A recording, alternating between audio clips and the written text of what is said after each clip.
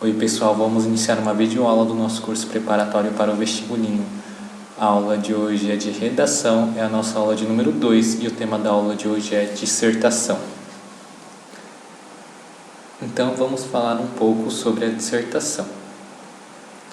Na dissertação nós temos o título, que nem sempre é obrigatório, que indica o assunto e individualiza o texto, localiza-se antes do primeiro parágrafo. Tema é a ideia núcleo do texto que permite discutir mais de uma posição sobre o mesmo assunto. Localiza-se em geral na introdução. Parágrafo é uma unidade de texto de tamanho variável em que, a partir de uma ideia principal, desenvolvem-se várias ideias secundárias relacionadas entre si. É indicado pela mudança de linha e por um pequeno espaço deixado na margem esquerda do texto. Pessoal, então vamos falar agora sobre o tópico frasal. O tópico frasal é o período que enuncia a ideia central do parágrafo. Esse período orienta ou governa o resto do parágrafo. Dele nascem outros períodos secundários ou periféricos. Ele vai ser o roteiro do escritor na construção do parágrafo. Ele é o período mestre que contém a frase-chave. Como enunciado da tese que dirige a atenção do leitor diretamente para o tema central, o tópico frasal ajuda o leitor a agarrar o fio da meada do raciocínio do escritor. Como a tese, o tópico frasal introduz o assunto e o aspecto desse assunto, ou a ideia central com o potencial de gerar ideias filhotes. Como a tese, o tópico frasal é a enunciação argumentável, afirmação ou negação que leva o leitor a esperar mais do escritor.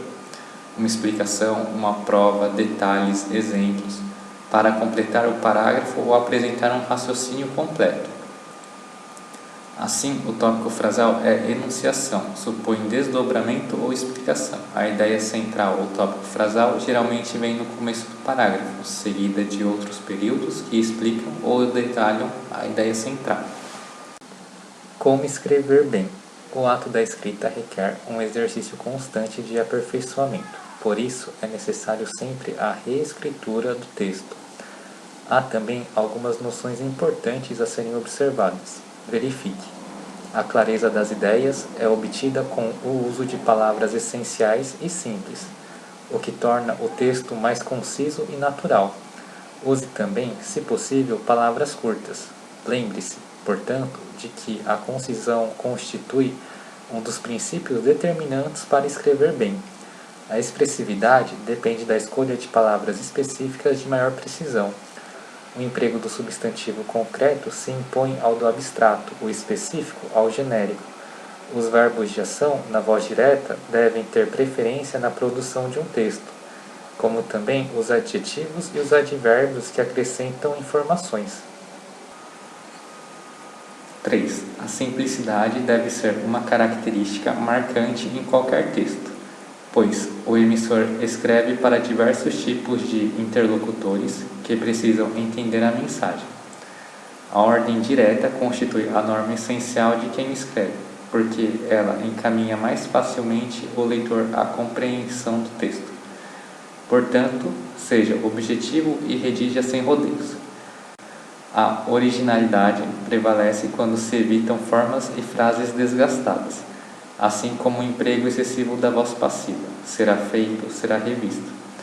Escreva com criatividade, escolhendo palavras conhecidas, sem rebuscamentos, sem pedantismo vocabular e sem falsa erudição. Assim, será possível produzir frases fluentes, objetivas e bem estruturadas.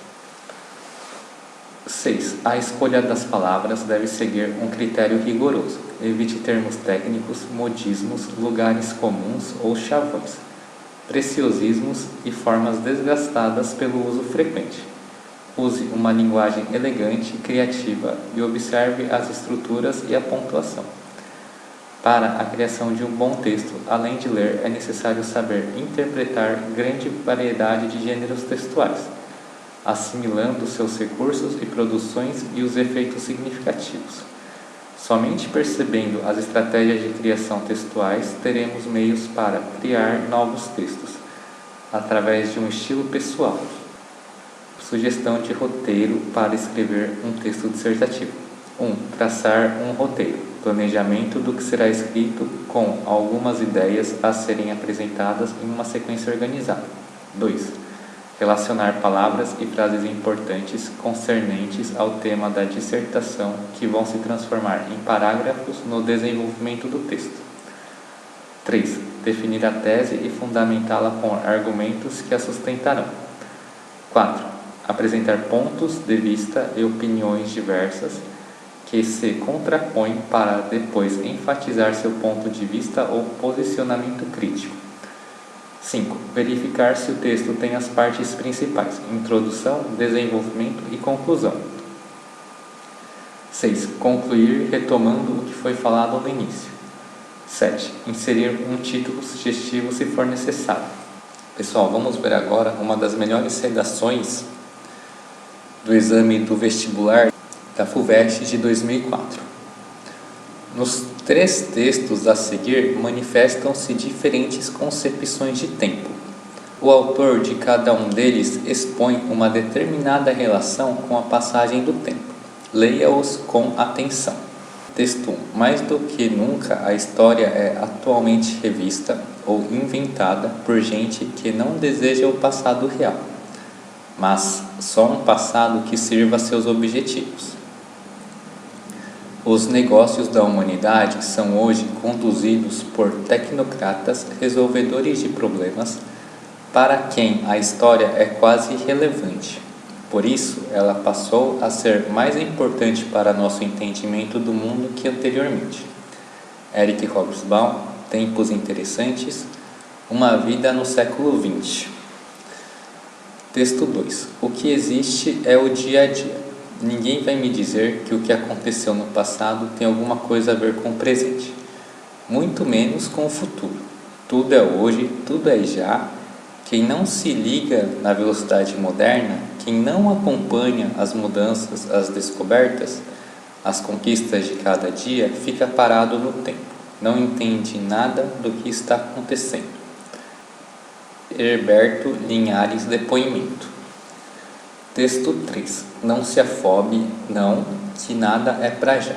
O amor não tem pressa, ele pode esperar em silêncio, no fundo de armário, na posta restante, milênios, milênios no ar.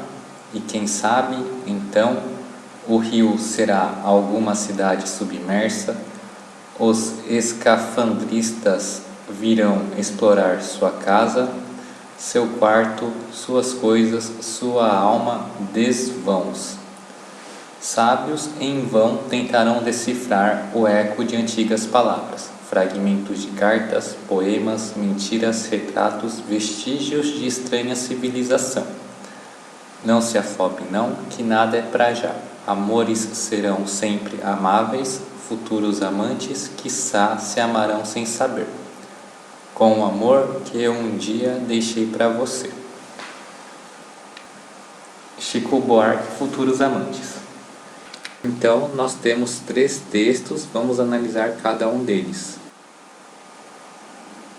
Então, o primeiro texto faz referência ao passado, né? Inclusive, ele foi escrito por um historiador, o Eric Hobsbawm. O segundo texto dá uma ênfase no presente, já que ele fala que o que existe é o dia a dia, que o passado não tem relação com o presente, muito menos com o futuro. Então, no texto 2, o mais importante é o presente. No texto 1 é o passado, e no texto 3, o mais importante acaba sendo o futuro, né? Tanto é que o título é Futuros Amantes. Então, vamos ver o que a FUVEST espera de nós em 2004. Redija uma dissertação em prosa na qual você apontará sucintamente as diferentes concepções de tempo presentes nos 3 textos e argumentará em favor da concepção do tempo com a qual você mais se identifica. Então aqui ele está sendo bem objetivo, né? Ele quer que a gente fale sobre as 3 concepções de tempo, presente, passado e futuro, de forma sucinta e argumente a favor da concepção do tempo com a qual nós mais nos identificamos. Então, agora a gente vai ver uma das melhores redações da FUVEST de 2004. O tempo e sua busca. Como conceber o tempo e interpretá-lo parece sempre ter sido objeto de especulação pelo homem, seja na mitologia, literatura, filosofia ou na ciência moderna. Os textos apresentados mostram uma síntese dessa reflexão, se perceber o tempo nas suas próprias dimensões de passado, presente e futuro. Pessoal, então aqui nós temos a introdução, né? Na primeira frase nós temos o tópico frasal, né? Que seria um ponto importante aí do texto, né? Depois do tópico frasal vem a parte que tenta detalhá-lo melhor, explicá-lo melhor, certo? Como conceber o tempo e interpretá-lo parece sempre ter sido objeto de especulação pelo homem, seja na mitologia, literatura, filosofia ou na ciência moderna. Este é o tópico frasal.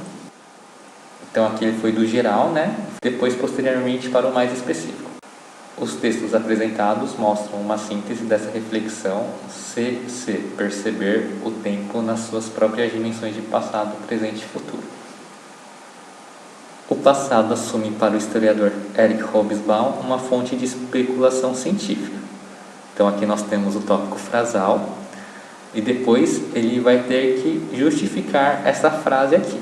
Então agora ele vai justificar o que ele falou, ou detalhar, ou explicar. Para ele, o olhar para trás é captar o real, na perspectiva do materialismo dialético. Elucida e constrói o presente, no que, entrando dessa forma em foco, é apropriado pelo entendimento. Beleza? Então, sempre que a gente for escrever um parágrafo, na primeira frase, a gente colocaria o tópico frasal, né, que vai ser a ideia núcleo, que vai sintetizar o parágrafo, tá certo? E depois seriam as ideias que surgiram a partir da ideia núcleo, beleza? As ideias relacionadas à ideia núcleo. Então, o passado assume para o historiador Eric Hobsbawm uma fonte de especulação científica. Então agora ele vai ter que falar sobre essa especulação científica. Para ele, o olhar para trás e captar o real na perspectiva do materialismo dialético elucida e constrói o presente. Então é o passado como construtor do presente, no que, entrando dessa forma em foco, é apropriado pelo entendimento. O dia a dia, o terra a terra, hoje pragmático, de Herbert Linhares, lembra o existencialismo do início do século passado e despojar-se da essência das coisas ou do modernistas no elogio às máquinas, à velocidade, aos tempos modernos. Só isso um tanto ultrapassado, já que vivemos em um mundo da multiplicidade que não admite a visão concentrada, o cerceamento do pensamento do inquirir. Então aqui tem o tópico frasal, né? O dia a dia, o terra a terra, hoje pragmático de Herbert Linhares, lembra o existencialismo do início do século passado e despojar-se da essência das coisas ou os modernistas no elogio às máquinas, à velocidade, aos tempos modernos. Agora ele vai explicar o tópico frasal. Soa isso um tanto ultrapassado, já que vivemos em um mundo da multiplicidade que não admite a visão concentrada, o cerceamento do pensar, do inquirir. Então, no texto do Herbert Linhares, segundo aqui o escritor, né, ele se concentra só no presente, esquecendo de todo o restante. Então, segundo o autor, isso é uma visão ultrapassada, já que nós vivemos em um mundo de multiplicidade, tá certo? Então a gente não tem que ter apenas uma visão das coisas, a gente tem que ter várias visões. O futuro se instala na canção de Chico como uma negação do tempo. não uma negação do presente ou do passado, mas esses como uma alegoria, já que o futuro é uma abstração, um alvo no qual as esperanças buscam uma fuga das ansiedades e frustrações. Então nós temos aí o tópico frasal, né? O futuro se instala na canção de Chico como uma negação do tempo. Aí ele vai tentar explicar o que ele falou agora. Não uma negação do presente ou do passado, mas esses como uma alegoria, já que o futuro é uma abstração, um alvo no qual as esperanças buscam uma fuga das ansiedades e frustrações. Então aqui ele fala que o futuro acaba sendo mais uma fuga da ansiedade e da frustração que a pessoa está sentindo, beleza? Como um lugar de esperança. Pessoal, então nós vimos a introdução, vimos o desenvolvimento, né, nos 3 parágrafos subsequentes à introdução, e que cada parágrafo ele fala de um tempo, né? Ele fala do passado, do presente e do futuro, de acordo com os 3 textos, né? Texto 1, texto 2 e texto 3.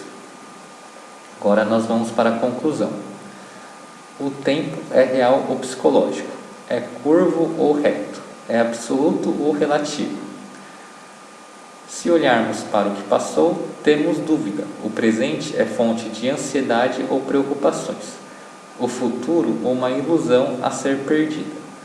Mas, de qualquer forma, o tempo não pode ser categoria para o entendimento. É incrível de se imaginar que nossos antepassados no Paleolítico levavam dezenas de milhares de anos apenas para aprimorarem uma ferramenta de pedra.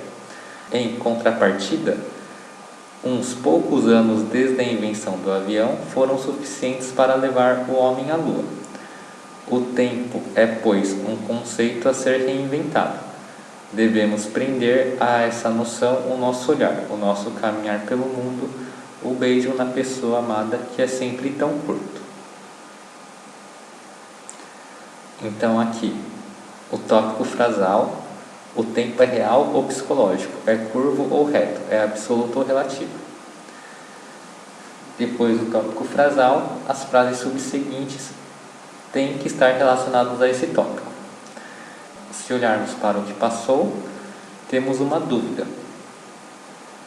O presente é fonte de ansiedade ou preocupações, o futuro uma ilusão a ser perdida. Então ele está explicando o que ele colocou no tópico frasal com uma pergunta. O tempo é real ou psicológico? É curvo ou reto? É absoluto ou relativo? Então aqui ele está falando mais de um tempo como um aspecto psicológico, né? Mas, de qualquer forma, o tempo não pode ser categoria para o entendimento. É incrível de se imaginar que nossos antepassados no Paleolítico levavam dezenas de milhares de anos apenas para aprimorarem uma ferramenta de pedra. Em contrapartida, uns poucos anos desde a invenção do avião foram suficientes para levar o homem à Lua. O tempo é, pois, um conceito a ser reinventado. Então aqui ele está falando da relativização do tempo, né? Já que ele compara que no passado demorava muito tempo para fazer coisas muito simples, como aprimorar uma ferramenta de pedra, e hoje, relativamente, é gasto pouco tempo para fazer coisas muito complexas, como levar o homem para a Lua. Devemos prender a essa noção o nosso olhar, o nosso caminhar pelo mundo, o beijo na pessoa amada, que é sempre tão curto. Então, nós temos que a FUVEST pediu para que o autor argumentasse a favor da concepção de tempo que ele mais se identificasse. No texto, percebe-se que ele se identificou mais com o tempo presente, beleza? As qualidades de um texto. Os critérios para a produção de um bom texto são coesão, clareza, coerência e correção. Coesão textual é a conexão estabelecida entre as partes de um texto, palavras, períodos e parágrafos, por meio de conectivos e outros recursos linguísticos. A redação de um bom texto depende da perfeita articulação das ideias, o que se consegue através do encadeamento semântico, relativo ao significado, ao sentido, e do encadeamento sintático, mecanismos que unem uma oração à outra. Lançando mão desses dois tipos de encadeamento, consegue-se a coesão, a conexão entre as partes do discurso. Há vários recursos linguísticos que podem ser empregados para unir orações e parágrafos, criando-se uma unidade textual. Entre eles se destacam os chamados conectivos, conjunções, preposições, pronomes e advérbios. Entre os elementos de coesão mais comuns, podem ser citados de acordo com os sentidos que expressam. Causa e consequência, explicação por conseguinte, por isso, de fato, pois, de tal forma que. Contraste, oposição, restrição, ressalva, exceto, salvo, todavia, mas, contudo, embora. Adição, continuação. Por outro lado, também, e, não apenas, como também, além disso. Semelhança, comparação, conformidade. Segundo, conforme, igualmente, assim também. Prioridade e relevância. Principalmente, sobretudo, antes de mais nada, primeiramente. Condição, hipótese. Se, caso, eventualmente. Alternativa: ou, ora, nem. Ilustração, esclarecimento. Quer dizer, isto é, por exemplo, ou seja. Resumo, recapitulação, conclusão. Em síntese, logo, enfim, dessa forma, portanto, assim. Lugar, proximidade, distância. Próximo a, além, aqui, onde, aonde, em que. Dúvida. Quem sabe, é provável, talvez, possivelmente. Tempo. Enfim, logo, imediatamente, a princípio, agora, atualmente, sempre, enquanto. Certeza, ênfase, certamente, sem dúvida, com toda certeza, inegavelmente. Propósito, intenção, finalidade. A fim de que, para que, com o propósito de. O texto é produzido por meio da organização de palavras que se unem adequadamente umas às outras. Assim, os termos vão formando uma oração e as orações vão constituir períodos. Essa união ou ligação entre os elementos de um texto deve apresentar um sentido lógico, coerente. Para isso, é necessário observar as relações semânticas existentes entre eles. Na verdade, há uma relação de dependência entre os termos e as orações que se estabelecem pela coordenação ou subordinação de ideias. As qualidades de um texto. Um texto torna-se bem construído e coeso quando usamos os elementos coesivos, conjunções, pronomes, preposições e advérbios, no interior das frases de forma adequada. Se esses elementos de ligação forem mal empregados, o texto não apresentará noção de conjunto ou ainda sua linguagem se tornará ambígua e incoerente. Portanto, a coesão refere-se à forma ou à superfície de um texto. Ela é mantida através de procedimentos gramaticais, isto é, pela escolha do conectivo adequado na articulação dos diversos enunciados que compõem um texto. Clareza textual é conseguida pela concisão, pelo uso de estruturas adequadas à situação comunicacional. Em geral, são preferíveis os períodos curtos dispostos na ordem direta e o vocabulário simples. A clareza resulta na expressão da ideia de forma objetiva, concisa e bem estruturada, de maneira que se possa compreender rapidamente a mensagem. A coerência também é essencial, pois a contradição das ideias confunde o leitor. Deve-se evitar, portanto, a desobediência às normas da língua, os períodos longos, a repetição de termos, a um vocabulário rebuscado, obscuro e a uma pontuação inadequada. Coerência textual é a apresentação de ideias que estejam de acordo com o gênero textual, com o conhecimento de mundo do leitor e com a própria lógica interna do texto. A coerência resulta da relação harmoniosa entre os pensamentos ou ideias apresentadas em um texto sobre determinado assunto. Refere-se dessa forma ao conteúdo, ou seja, à sequência ordenada das opiniões ou fatos expostos. Não havendo coesão, logicamente, a coerência ficará prejudicada.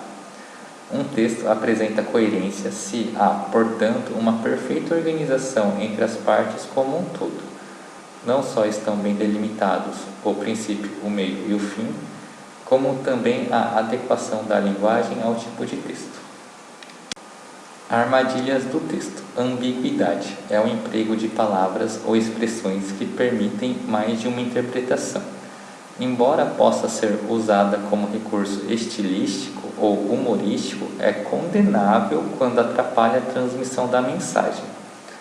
Um dos maiores inimigos da clareza textual é a ambiguidade, ou seja, o emprego de palavras ou construções que podem ser entendidas de mais de uma maneira.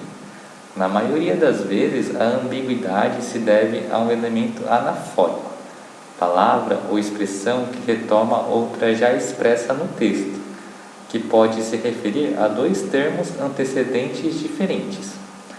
Um exemplo: o computador tornou-se um aliado do homem, mas esse nem sempre realiza todas as suas tarefas. A frase ficou ambígua porque os elementos anafóricos esse e suas podem referir-se tanto ao computador quanto ao homem, isto é, um ou outro não realiza o seu trabalho por completo, ou ainda o computador não realiza as tarefas do homem. Para desfazer a ambiguidade, teremos que escrever a frase assim: o computador, apesar de ser um aliado do homem, não consegue realizar todas as tarefas humanas.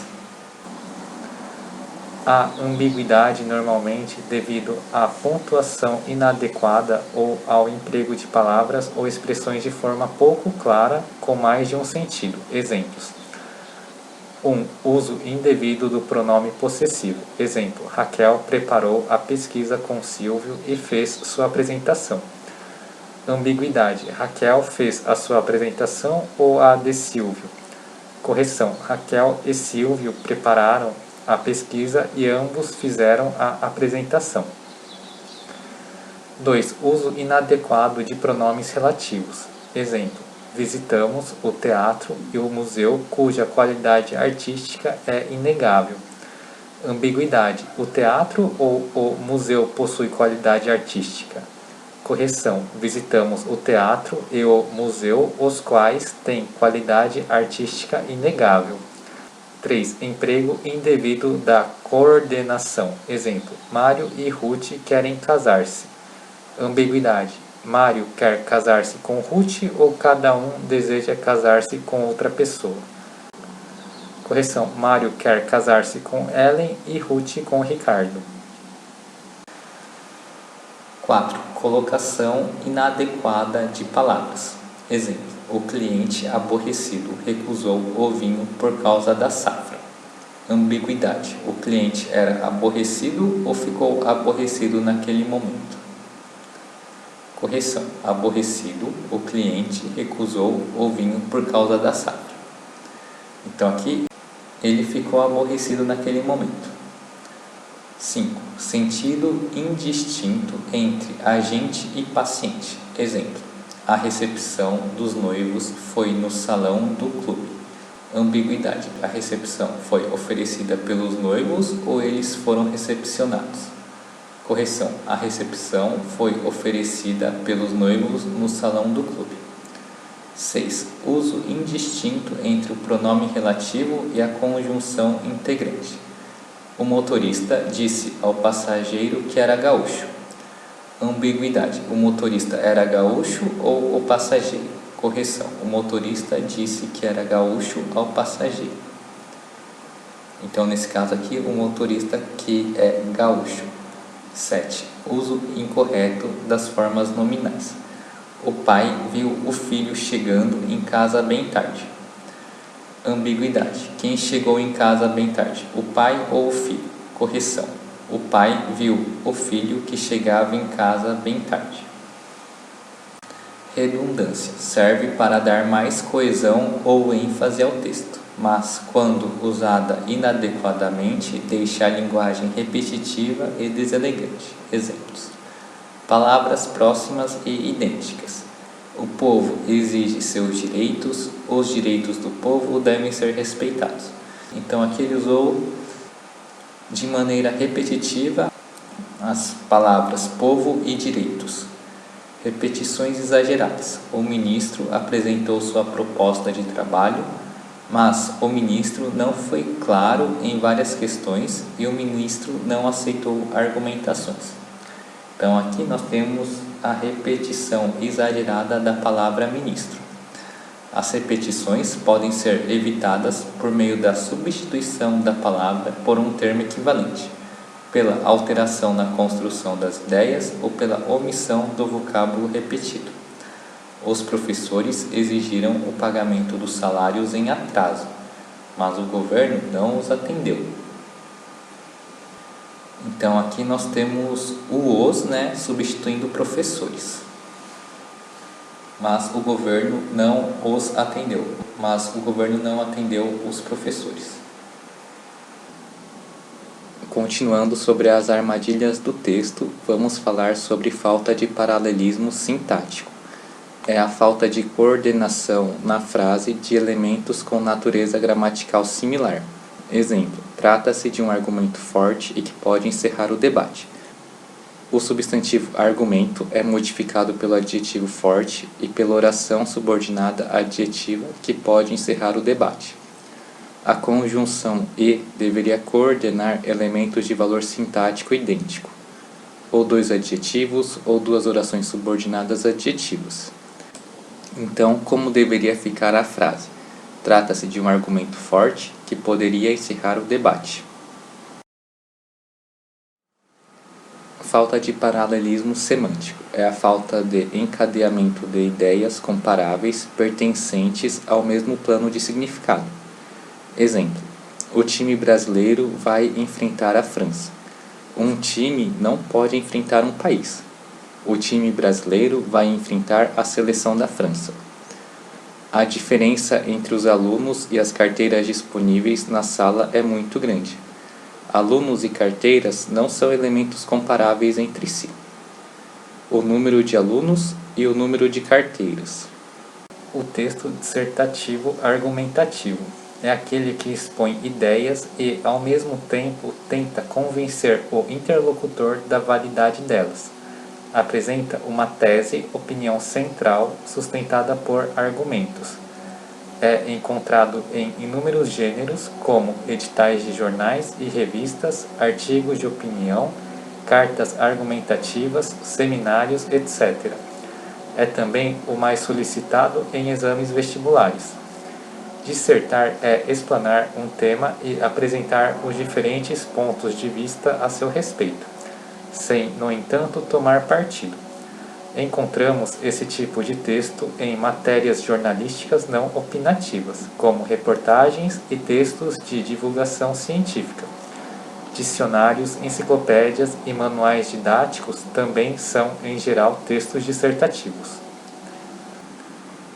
Argumentar é, mais do que apresentar um tema, posicionar-se criticamente diante dele.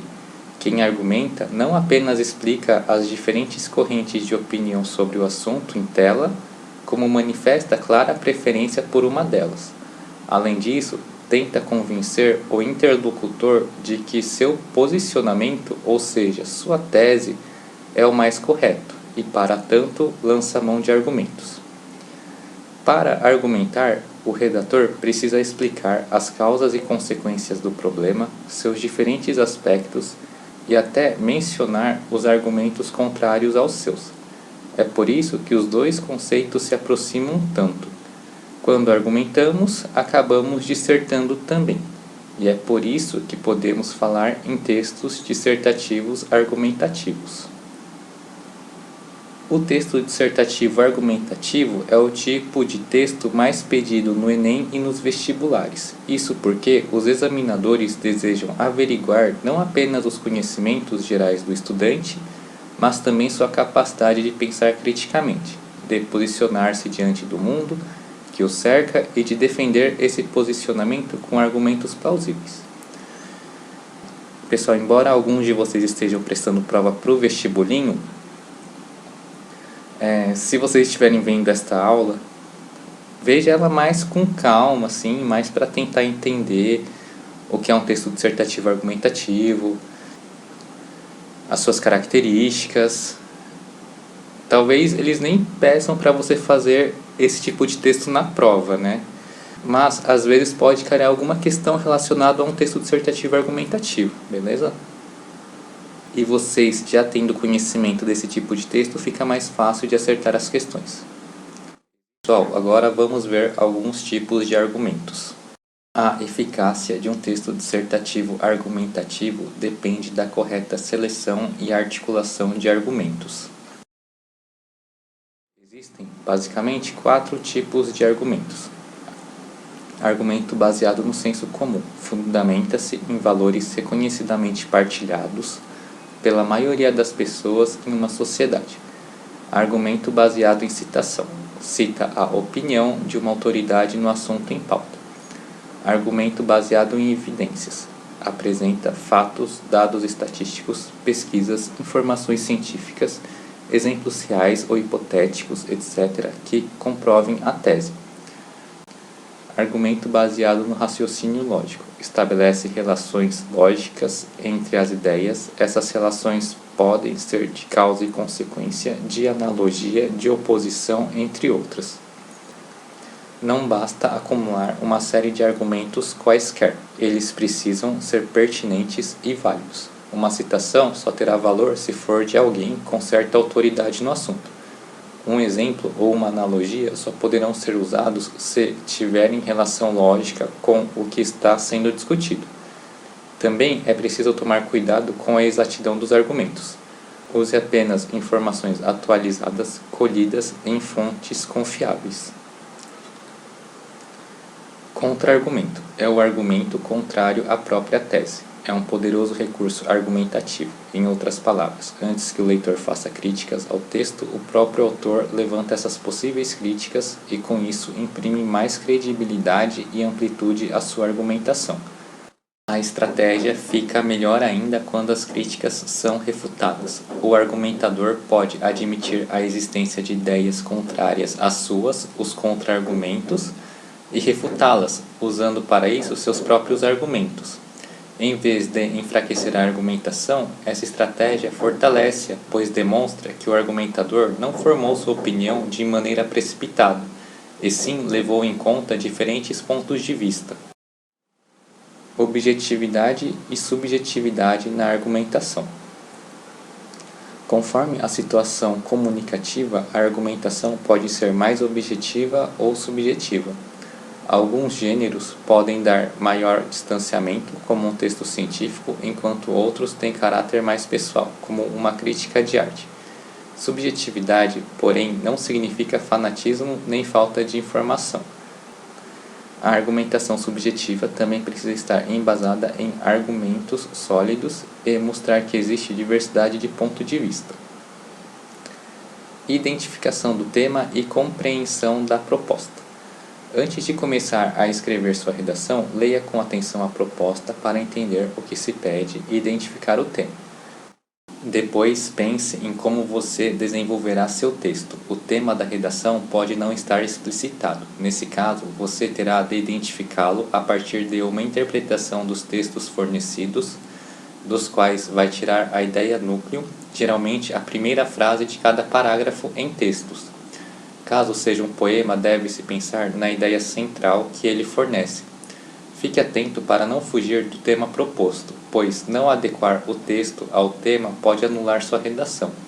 A banca examinadora poderá achar que você não foi capaz de compreender as instruções e não fez o exercício de leitura correto. Em geral, os temas propostos em vestibulares não exigem conhecimentos específicos, pois se espera uma formação genérica do candidato. Convém, assim, não se restringir aos dados do texto base ou aos fragmentos da coletânea. Textos e imagens fornecidos pelo enunciado, como reportagem, poema, história em quadrinhos, letra de música, etc. Você pode utilizar outras informações que considerar relevantes para o desenvolvimento do tema e usar sua experiência pessoal mostrando capacidade de reflexão e análise.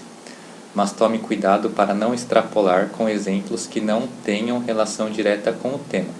Também é importante não fugir do gênero nem do tipo textual proposto. Se a redação for em prosa, texto escrito em parágrafos, não escreva versos, mesmo que em rima ou métrica.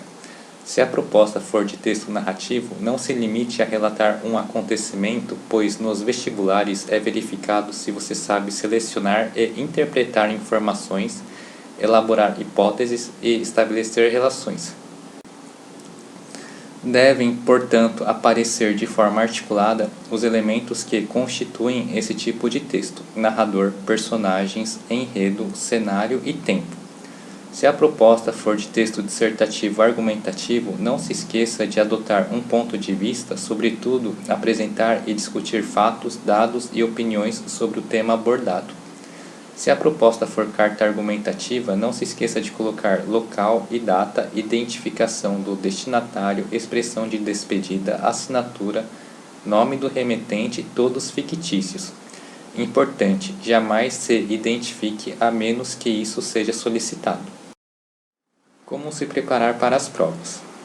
Leia textos em jornais e revistas, tanto porque tem predominado temas atuais nos vestibulares, como porque esse hábito aprimora o vocabulário. Editoriais são bons modelos de dissertação. Histórias em quadrinhos trabalham as linguagens verbal e não verbal. Quadros informativos e gráficos trazem dados estatísticos que enriquecem a argumentação. Vá ou leia sobre o cinema, o teatro e exposições. Isso abrange a visão da realidade. Leia o manual do candidato, pois nele há informações importantes sobre como a banca examinadora vai avaliar os textos, o tempo que o candidato dispõe, o peso da redação, etc. Como não se perder no meio do caminho? Não fuja do tema. Se isso ocorrer, você perde pontos ou até mesmo ter sua redação anulada. Ao optar por um determinado tipo de texto, atenção para não desenvolver um de outro tipo. Planeje o tempo de que dispõe para realizar a prova. Comece lendo o tema da redação. Pessoal, é importante você começar a ler o tema da redação, mesmo que depois você vá fazer outras questões, porque enquanto você vai fazendo outras questões, o seu cérebro já está raciocinando sobre o tema da redação, beleza? Por isso que é importante ler ele primeiramente. Leia os enunciados e as instruções com bastante atenção, para não cometer erros. Dê o título à sua redação somente se isso for pedido. Como construir o texto? Evite períodos longos, eles podem gerar ambiguidade e falta de clareza. Não use gírias ou linguagem muito informal. Geralmente, exige-se a linguagem formal. Evite palavras difíceis que possam transmitir falsa ideia de erudição e prejudicar a compreensão do texto. Não escreva palavras cuja grafia ou significado não estejam claros para você. Fuja de fórmulas prontas ou clichês. Elas, geralmente, acabam dizendo pouco. Não use expressões como eu acho ou eu penso. Escreva na terceira pessoa do singular. Então, como construir o texto? Evite períodos longos, eles podem gerar ambiguidade e falta de clareza. Não use gírias ou linguagem muito informal. Geralmente, exige-se a linguagem formal. Evite palavras difíceis que possam transmitir falsa ideia de erudição e prejudicar a compreensão do texto. Não escreva palavras cuja grafia ou significado não estejam claros para você. Fuja de fórmulas prontas ou clichês, elas geralmente acabam dizendo pouco. Não use expressões como eu acho ou eu penso. Escreva na terceira pessoa do singular e evite expressões extremistas, demonstrando respeito por diferentes pontos de vista. Não faça citações descontextualizadas que não possam ser integradas de fato ao texto.